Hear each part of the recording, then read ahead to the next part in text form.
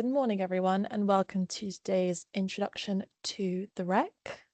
My name is Jenny, and I'll be facilitating today's event. And today I'm joined by Paul, Carl, Dennis, Holly, and Harriet, all from the Code Manager. And just before we get started, I just want to do some housekeeping with you all. So this event will be recorded. So if you miss anything or want to watch anything back, the materials will be available on the REC portal after this. We'll be using Slido throughout this session. So if you haven't used Slido before, there's a QR code on the screen, and we use this just for engagement, and we'll have some polls on the screen shortly. And we'll also be conducting our Q&A through this. So yeah, the QR code is on the screen, the joining code is on the screen. And yeah, I'll just leave that on the screen for a minute just so people can sign up to that.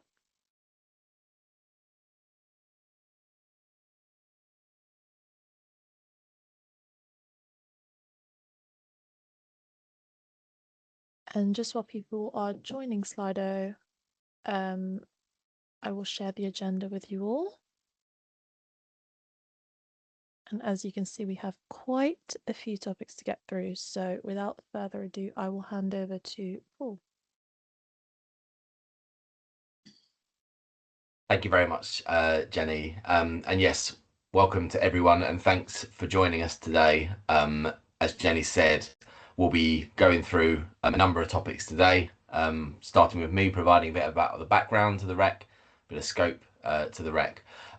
If you do have any questions, please, as Jenny said, do use Slido. There's a Q&A tab on there, and we'll probably address most questions at the end. But if there is anything really pressing that you really desperately need an answer for today, or if you're having some technical difficulties as well, feel free to raise your hand on Teams. We'll be keeping out for an eye out for raised hands as well, so we can help address any issues as they arise.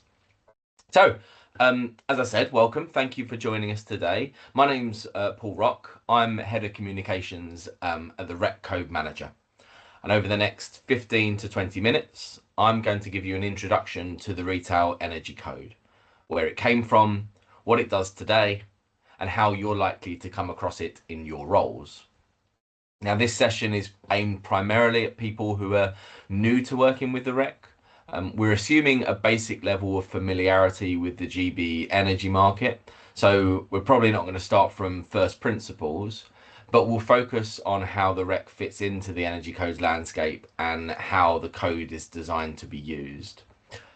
If there's a key thing I'd like you to take away from this session today, it's confidence. So confidence in why the REC exists, what it's responsible for, and where you need to go when you need support or you want to engage. On the next slide, we have the first one of those Slido polls that I mentioned. So Jenny, if you want to move forward. So before we go any further, it would be really helpful to understand who we've got in the room, the sorts of experience levels and people that we've got with us today. So if you can, just please quickly jump into Slido and tell us which of these best describes your experience with the REC so far.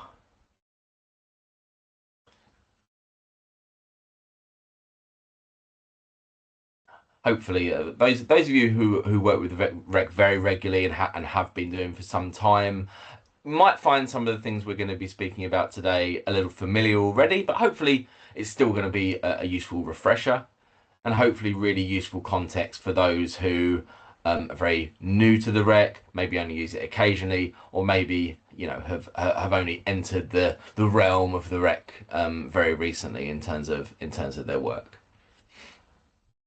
All right, fantastic. Good to see that there's 12 of you at least who have been able to get into Slido and get it all working there as well.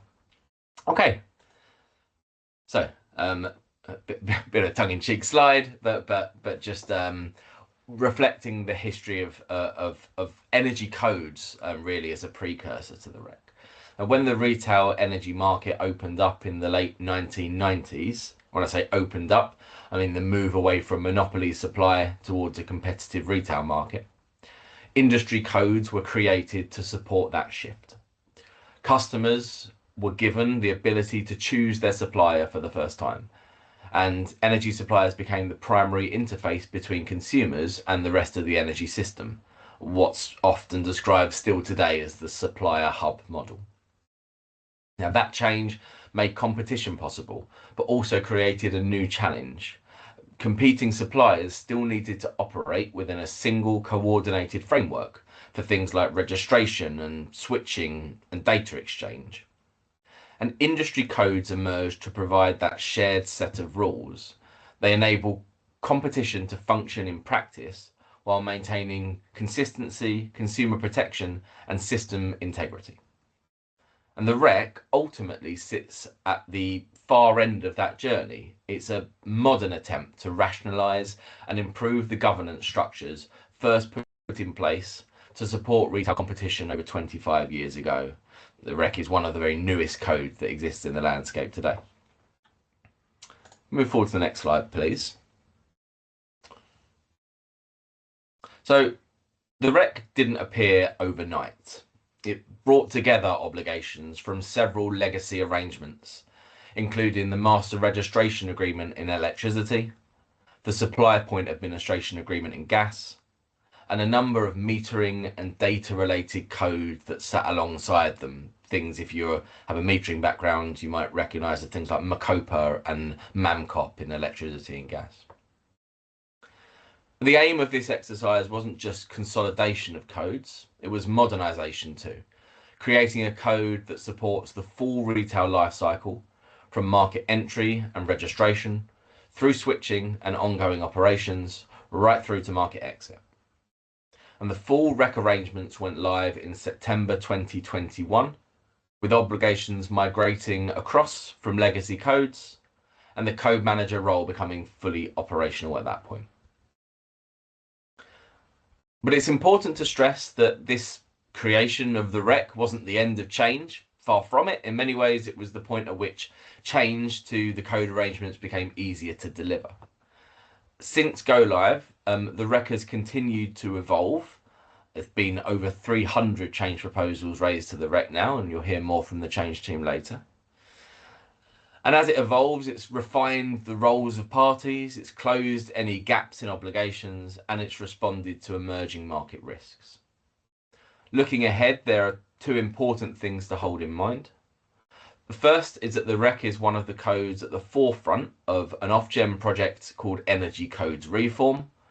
It's all about making codes even more agile, more outcome focused, and more strategic. And the REC structure as a single retail code with centralized governance means it's really well placed to respond to that shift. And second, the REC is increasingly the delivery vehicle for some major cross-industry programs. You're going to hear later from my colleague Harriet about initiatives like market-wide half-hourly settlement, MHHS, consumer consent, and tariff interoperability. From a REC perspective, the key point is that these aren't bolt-on projects. They're being designed and embedded through REC governance, REC change, and REC obligations. So when we talk about the REC today, we're not just talking about consolidation of the past, those legacy codes. We're also talking about the REC as a platform for future retail market reform. Okay, on my next slide. At this point, it's probably helpful to briefly place the REC within the wider codes landscape as it exists today. So the GB energy market governance is structured still around a number of industry codes, each with responsibility for a particular part of the system. Some codes are focused on wholesale market arrangements and settlement, like the Balancing and Settlement Code, the BSC. Others on networks and charging, the Uniform Network Code in gas, as an example. And others, like the REC, are focused on the retail interface. The REC is the retail-facing code. It governs how suppliers, networks, metering parties, and central services interact at the point where competition meets consumers and businesses. This includes things like switching, registration, metering operations, consumer data, prepayment arrangements, and energy theft reduction processes. Other codes do still exist alongside the REC. For example, the BSC, which governs electricity settlement, or those network codes like the UNC that deal with charging and system operations. What's changed with the introduction of the REC is that retail obligations, which were previously fragmented across multiple legacy codes, are now brought together in one place. So rather than needing to navigate separate gas and electricity retail rules, or multiple registration and data arrangements, the REC provides a consolidated dual fuel framework for the retail market.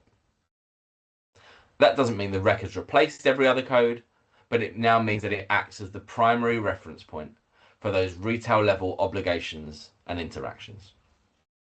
And this is particularly important for those cross-cutting programs like MHHS, consumer consent, and tariff interoperability, where the changes that are being brought forward by those programs span multiple parts of the system, but they have real impacts at the retail interface, which is why the REC is increasingly the governance vehicle for those retail impacts, where they're coordinated and they're assured. All right, moving on to my next slide then. I want to talk a little bit about who the REC actually applies to. I'm hoping that you're going to see your organization type listed around this sphere, this diagram, but there are also other parts of the infrastructure that aren't necessarily REC parties, but are also impacted by the arrangement. So if you're one of those, there's a good reason that you're here as well. So who does the REC actually apply to? As a dual fuel retail code, the REC places obligations across suppliers, network operators, and metering parties across both gas and electricity. One deliberate design choice was to simplify some terminology from legacy codes. For example, introducing the fuel agnostic term metering equipment manager, or MEM, where in previous codes you might have heard MOP or MAM used. So we now have a standardized definition in the metering space. But the REC hasn't stood still since go live with respect to its sort of scope of parties either. So a good recent example is the introduction of the Safe Isolation Provider, or SIP role. So the SIP role was created in response to a very real safety and operational risk around isolation activities, particularly where responsibilities weren't always explicit or consistently delivered. Rather than relying on informal practices, the REC now explicitly recognises SIPs as a defined role with clear objectives and interfaces and obligations. That's a really helpful illustration, I think, of how the REC operates in practice. When industry risks emerge, the code can evolve to formally recognise new roles rather than forcing everything into legacy definitions. So for organisations operating in and around metering, this kind of change matters because it affects accreditation, assurance and accountability. And more broadly, it shows that the REC doesn't just describe how the market used to work, it actively codifies how it works today. We've even got a change going on right now about the sort of issuing of the ComCop sort of brand accreditation logo mark, which will sort of help accredited SIP parties sort of identify themselves as qualified parties under these REC arrangements. All right, moving on to the next slide. And I want to talk a little bit about the scope of the REC in terms of the obligations. So the REC is a admittedly large code, bringing together as it did a lot of those legacy code arrangements. But its scope is actually quite intuitive once you group it logically. And at a high level, it covers three broad areas. The first, admittedly, it is a broad and a large area, but consumer journeys. So the switching process and registration, billing issues, prepayment arrangements, priority services data, and the transfer of consumer data across industry. Second, market operations. So technical metering, data access, the secure data exchange, and energy theft prevention arrangements. And at a third level, market change and reform, including some of those major program level initiatives like MHHS, but also the facilitation of innovation within the market and the idea of a sandbox, which we'll touch on later, and future market redesign. All of these obligations sit within schedules to the REC.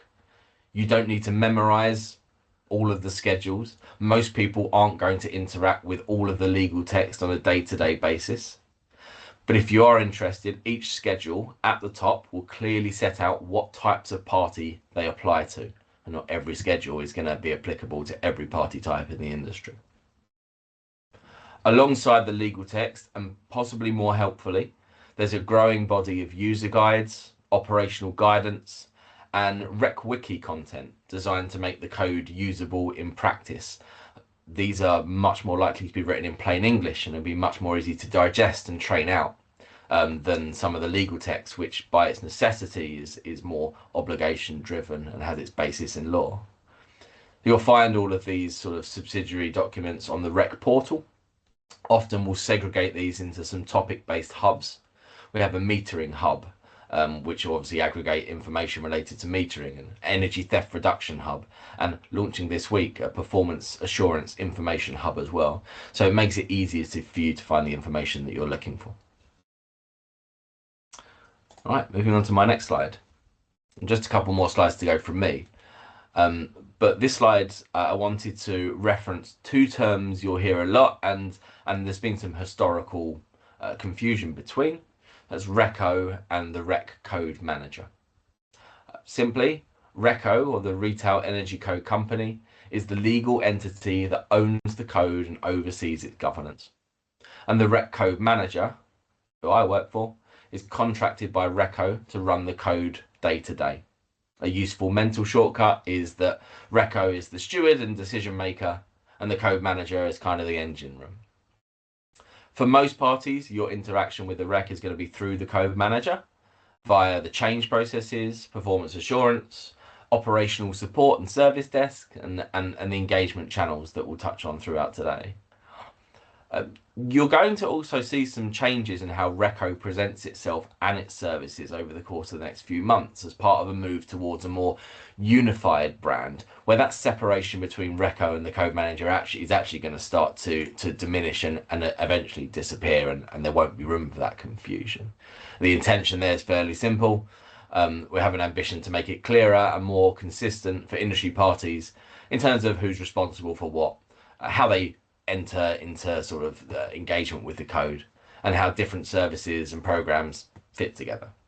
From a Rec perspective, it doesn't change any of the fundamentals we've just spoken about, but it should make engagement, communications, and navigation feel that much more joined up over time.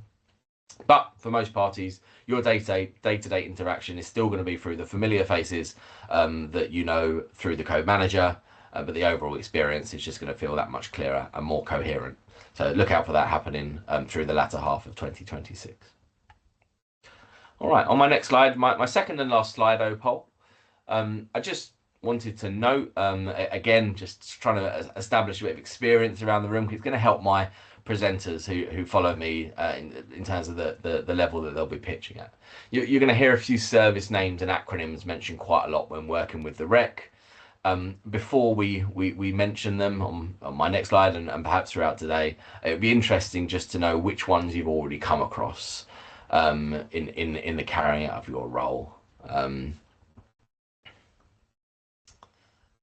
So yeah, the fact that there's some that haven't come across them at all, it doesn't surprise me. It's completely normal, particularly for those new to the role. It's exactly why we exist as the code manager, why the portal is there to help you familiarize yourself with plain English guides around these services.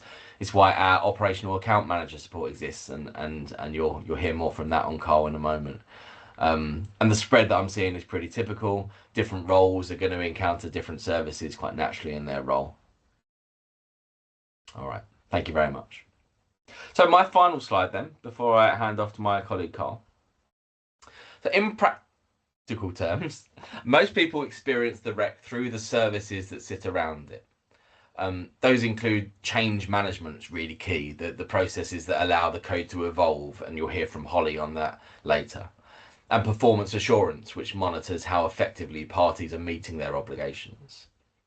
There are also some services designed to support innovation and real-world delivery, and we'll hear about the sandbox and derogation process in a little bit, which is designed exactly for that purpose.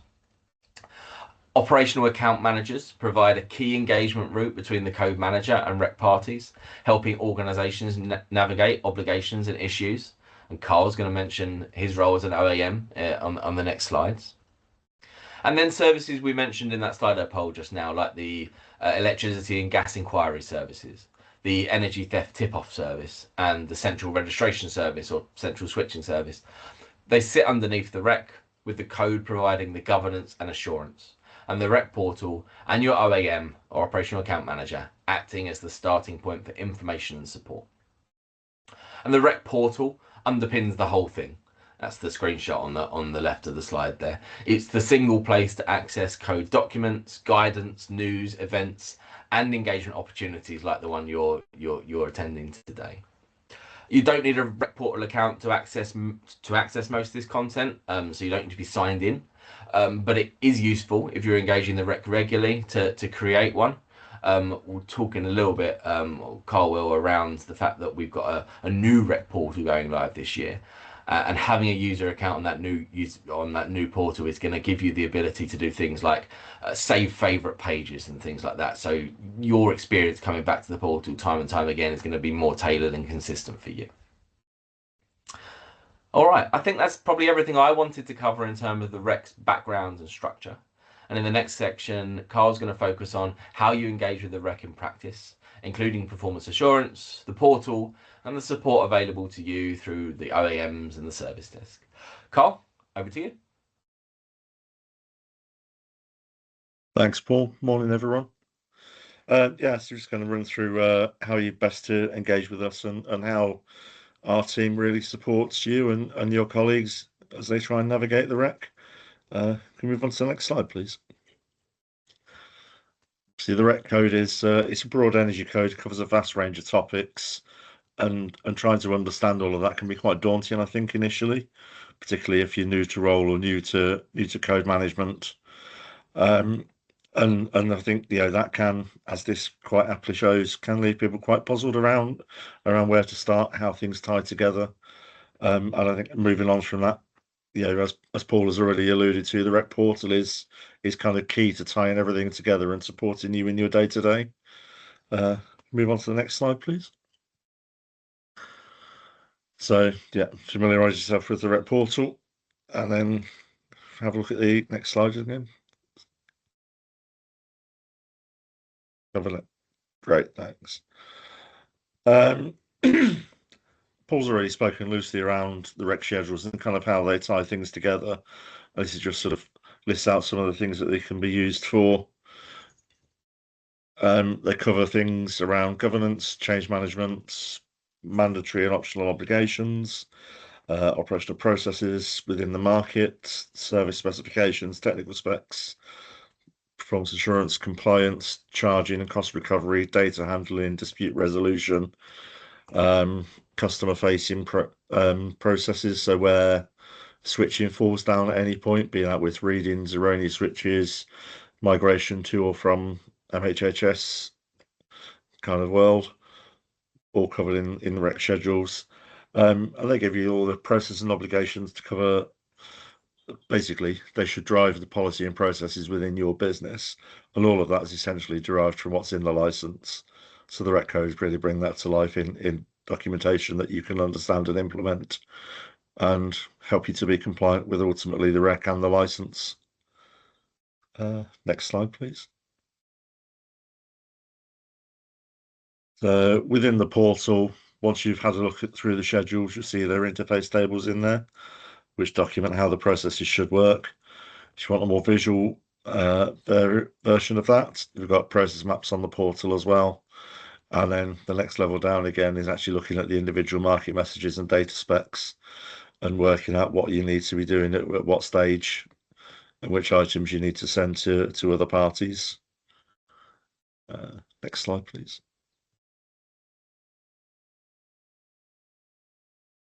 Further to enrich that, the portal has a knowledge center.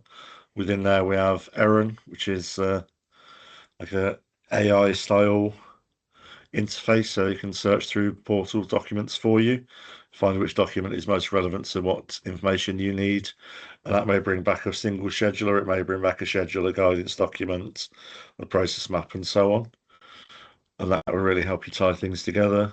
The REC wiki has been built up over the 4 or 5 years that REC has been live now. So we've got hundreds of pages of best practice, FAQs, process clarifications. Further to that, if you want to kind of dive into the little bite-sized updates on REC, Paul often puts together a great podcast. And they're all saved on the REC portal. You can dive into those. I think they're normally 3 to 5 minutes, maybe 5 to 10 minutes, just depending on which the topic is. And again, as Paul has already mentioned, there's specialist hubs for greater knowledge, so you can deep dive into theft, metering, consumer, TPIs, MHHS, and a range of other subjects. Next slide, please. And again, the future is coming. So there'll be a soft launch of a new portal, I think in Q3, and assuming that all that goes well, there'll be a full launch in Q4. And that will really enhance the offering there and make it easier to navigate and really personalize to how you interface with REC as well. Next slide, please.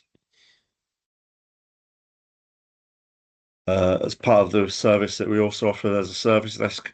So on there, you can send a query via the portal. You can do web chat on there. Web chat is live human beings. There's no bots involved on that. So when you're on that web chat, you're going to be speaking to one of my service desk colleagues or even to one of the OEMs directly. So you'll always get a human answer. And if that person doesn't know immediately, you get a short hold and they will come straight back to us as the OEM team or to SME teams, whoever's best placed to answer that question. Aim to answer that kind of live on the chat. But if not, we can send a ticket back and then get that answer to you. Either within 24 hours or within 3 days, and you can see the SLA that we hit there, 88% first line within 24 hours, and then 99.7 within 3 days, which I think is probably leading in any of the code service desk operations. So yeah, they really are gold standard on there. Next slide, please.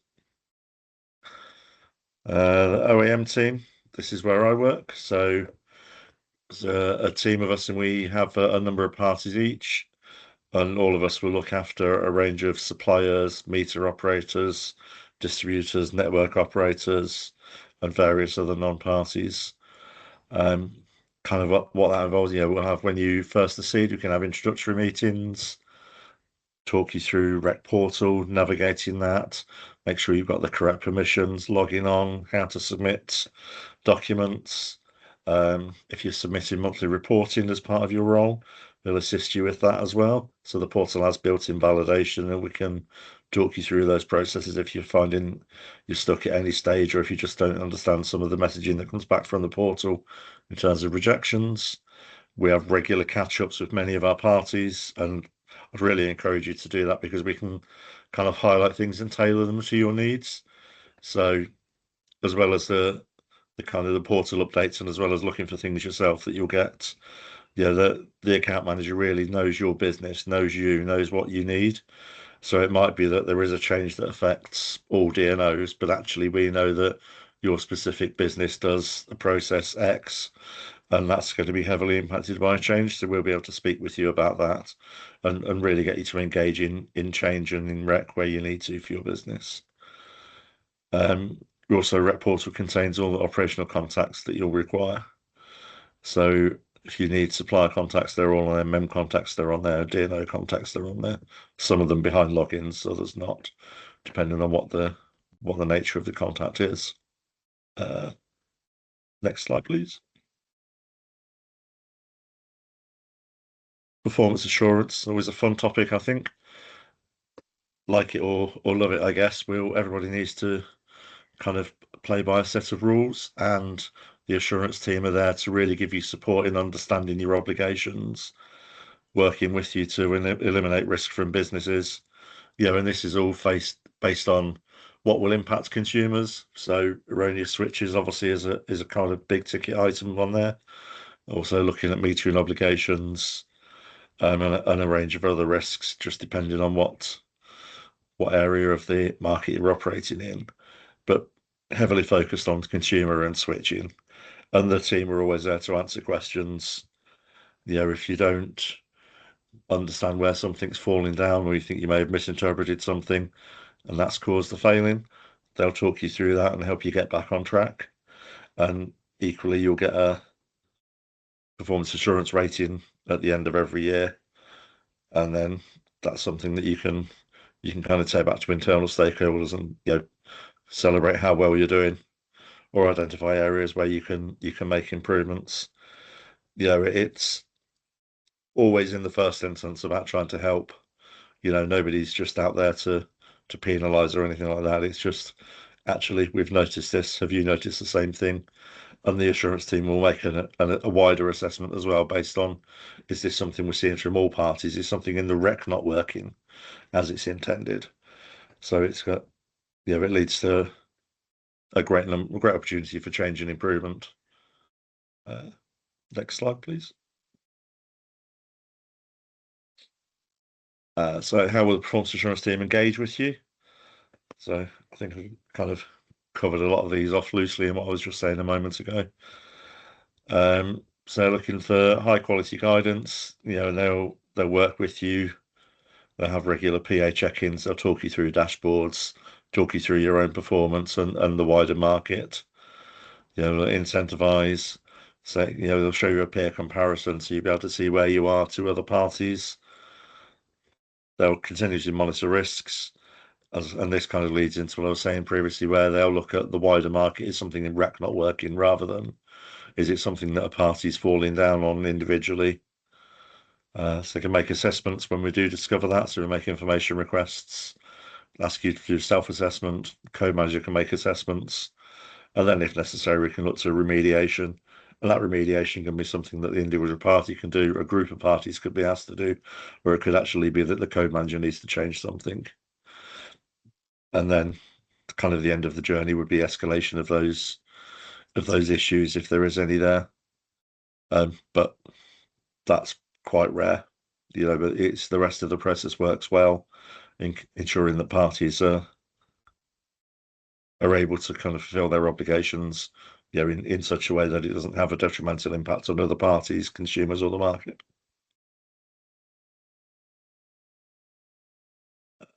Next slide, please.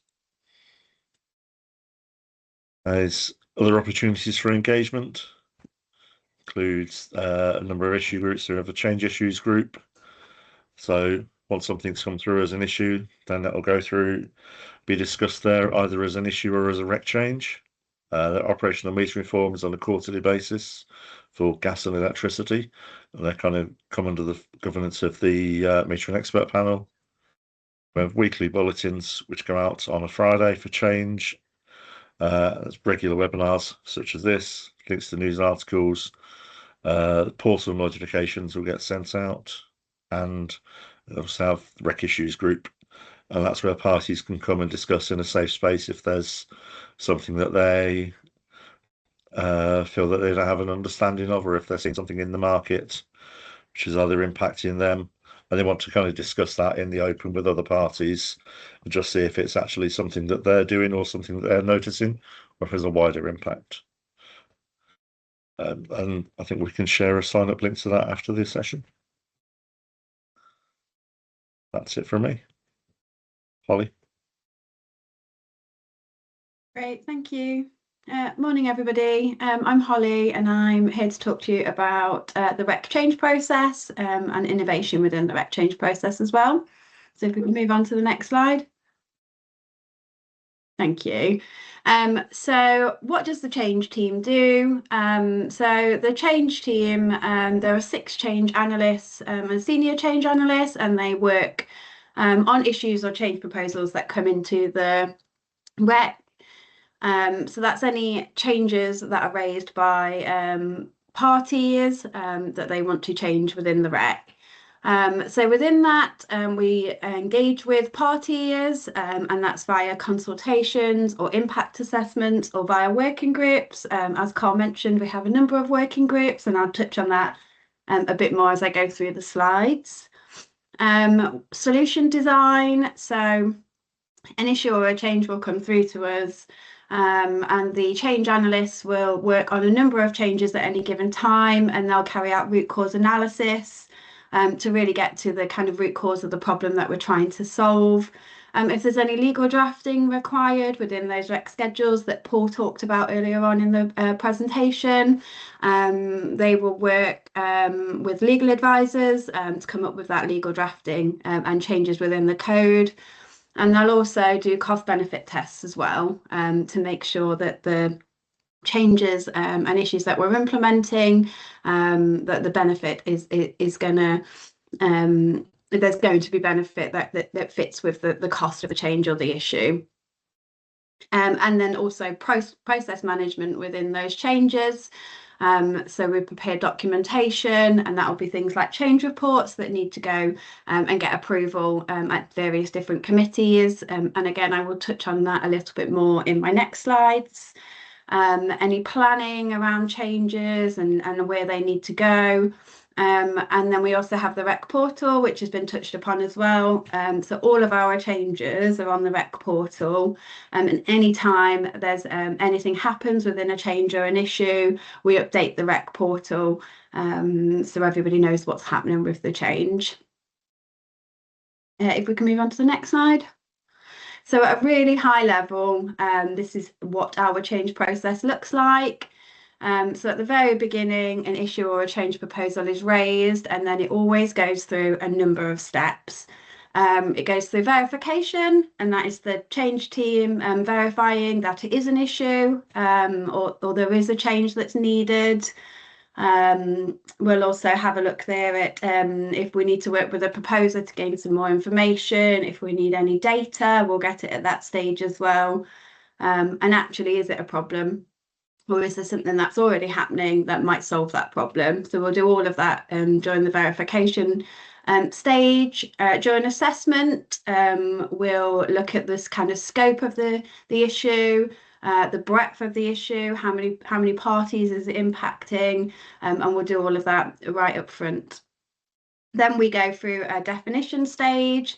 And that's really building the solution, coming up with all of the different solution options, having a look at what would work best. If there's a technical change needed, that's working with our various service providers.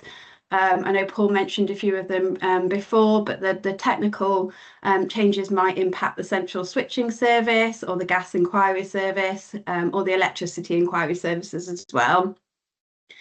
Then we'll go into a change proposal, and that's going out and consulting and getting views on the change and the solution and whether parties want it to happen or not. And then we'll go through voting.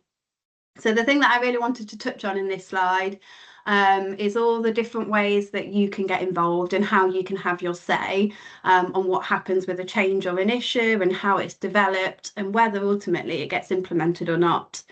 So Carl mentioned the first one, which is the Change Issues Group.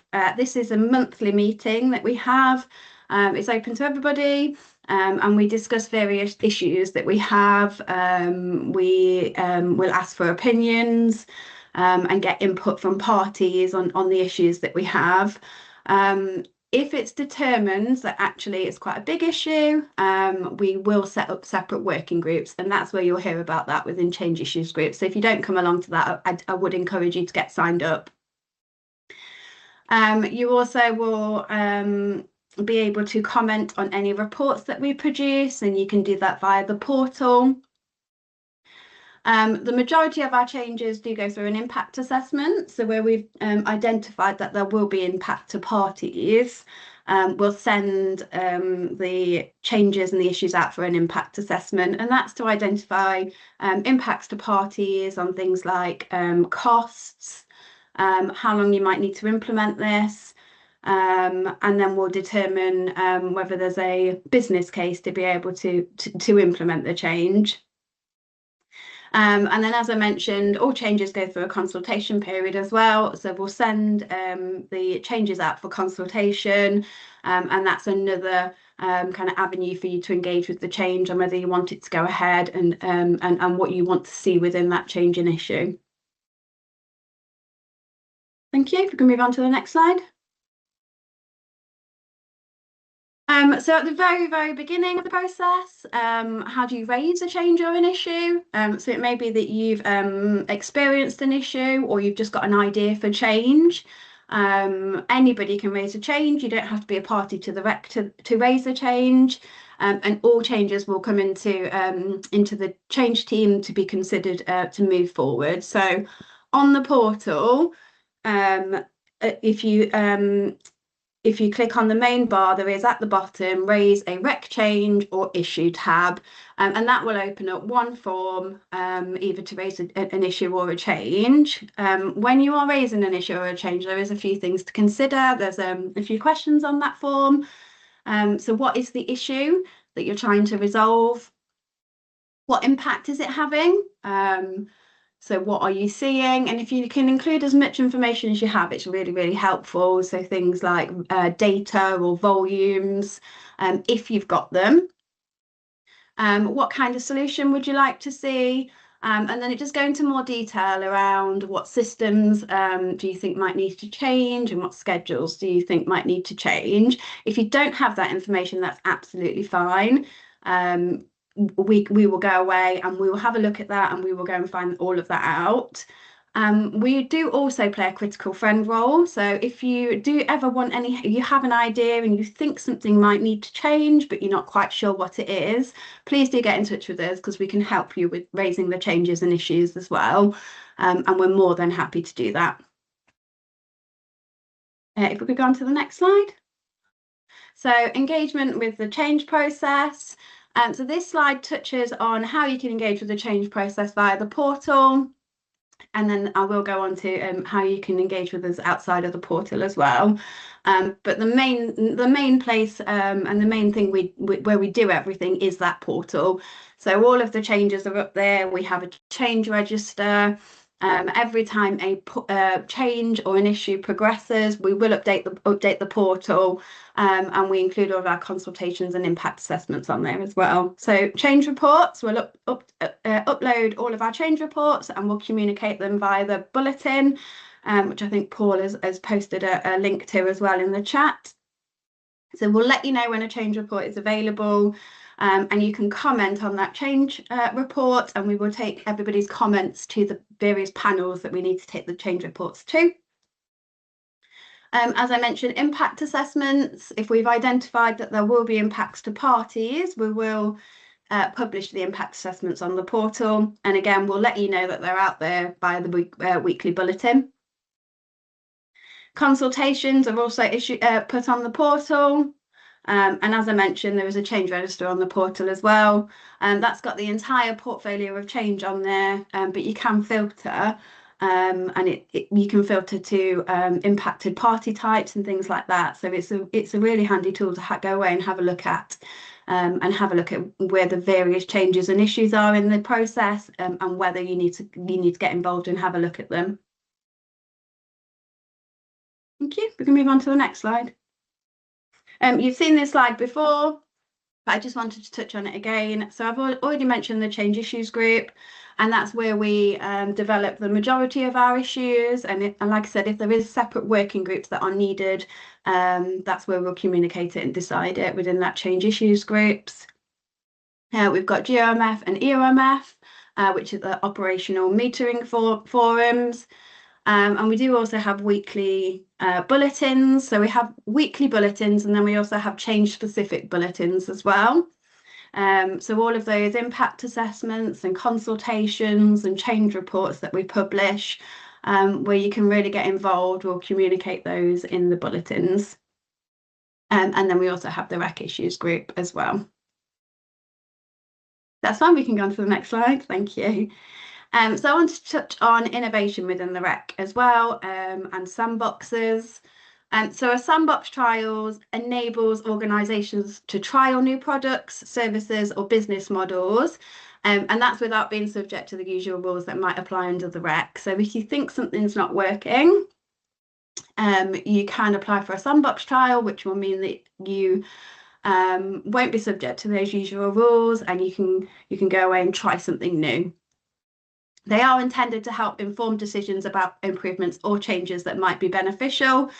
and they can be the precursor to an issue or a change proposal being raised under the REC arrangements.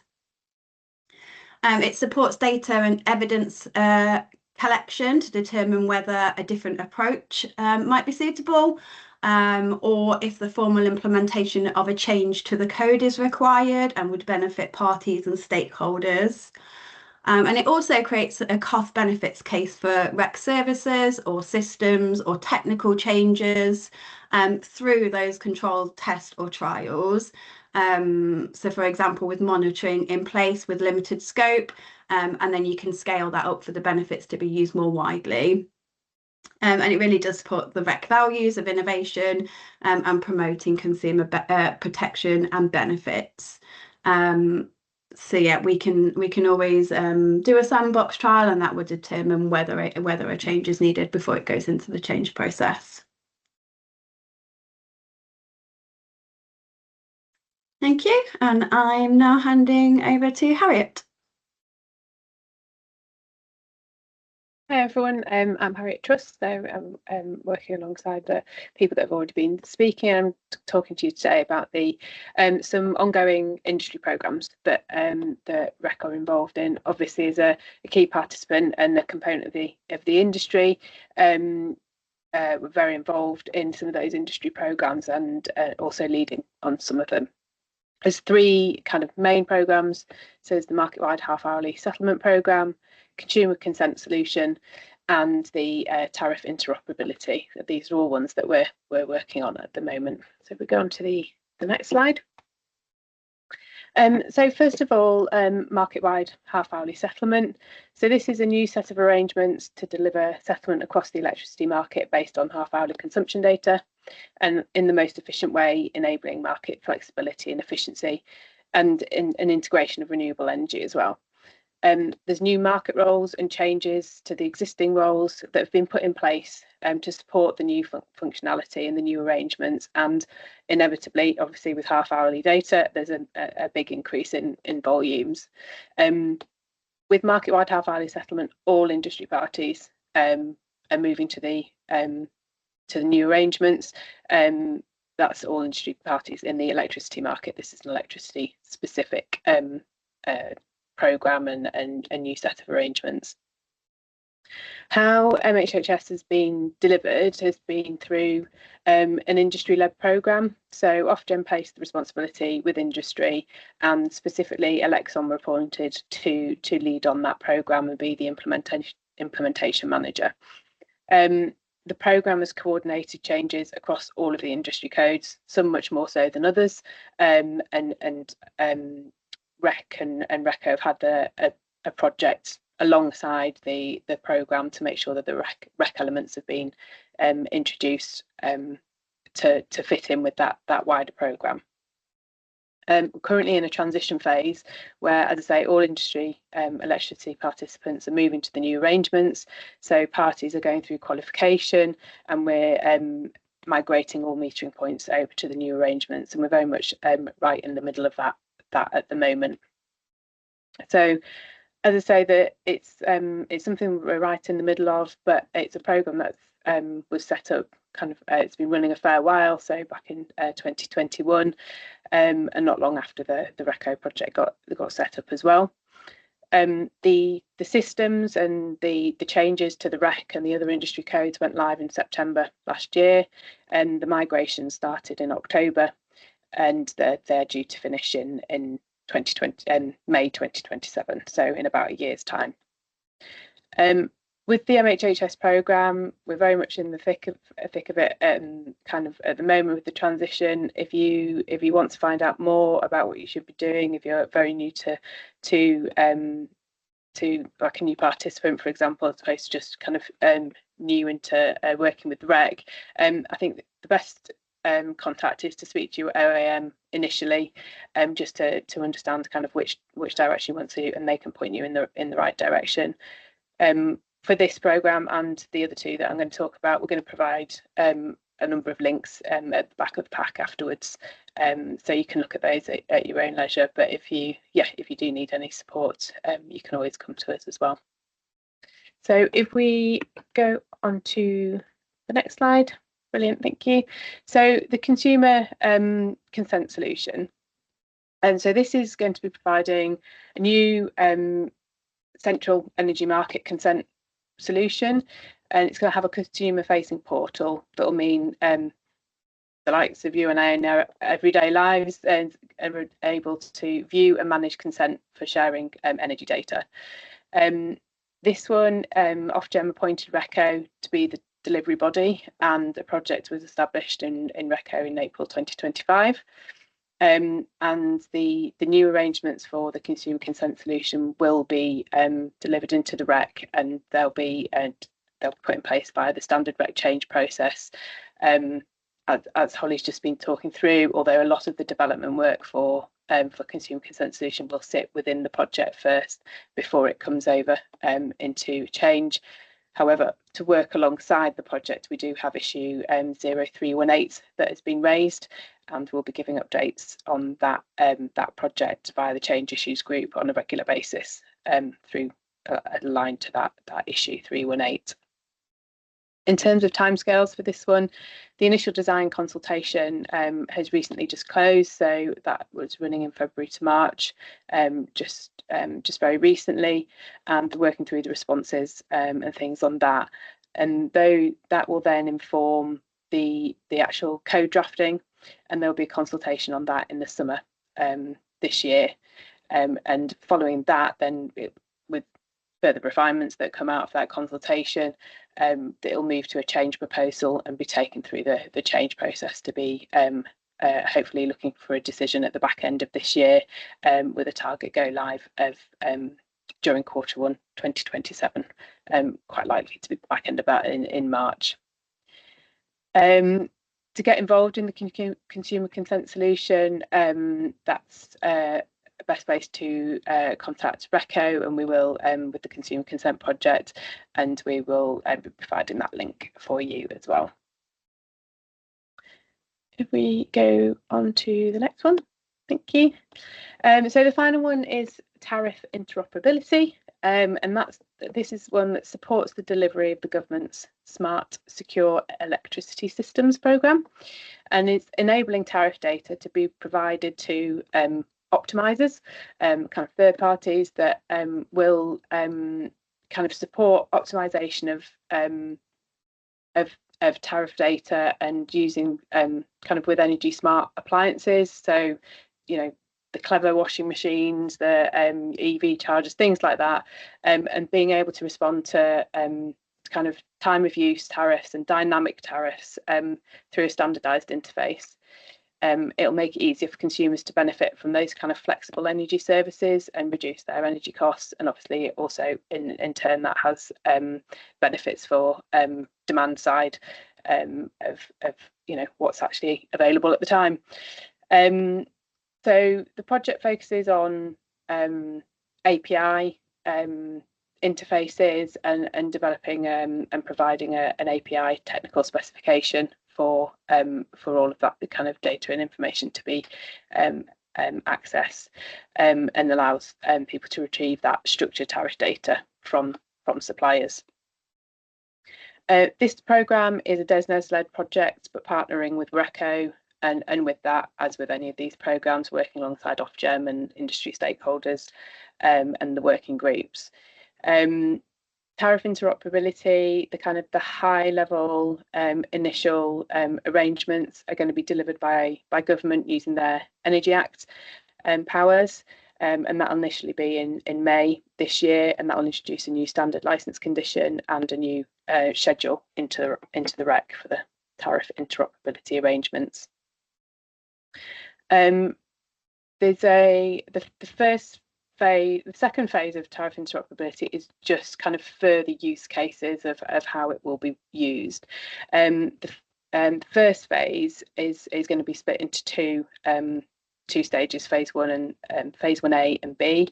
The first one is about just the public tariff pricing data is what it's been called. So this is where just the tariff information itself is available publicly, and that's going to be the obligations associated with that, which kind of will be kind of shared in May will actually become applicable and go live in February 2027. The phase 1B, the second part of that, is about the consumer or the customer specific tariff information. So where people can very much offer an individual service to people, and that with that there is a consent requirement, and there's a recent decision that consent and the management for that will be managed through the consumer consent solution.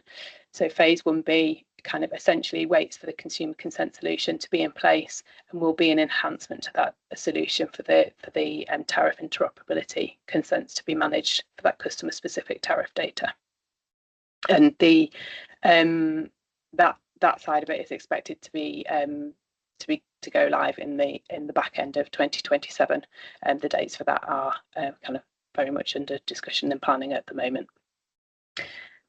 So again, in terms of getting involved, it's as I said, it's a DESNZ and RECO led project. So the contact details for those will be made available in the pack as well.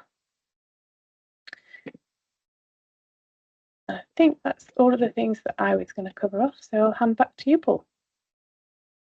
Thank you very much, Harriet. That's fantastic. I'm just going to put in the chat a reminder of the link and the QR code for our Slido page again today.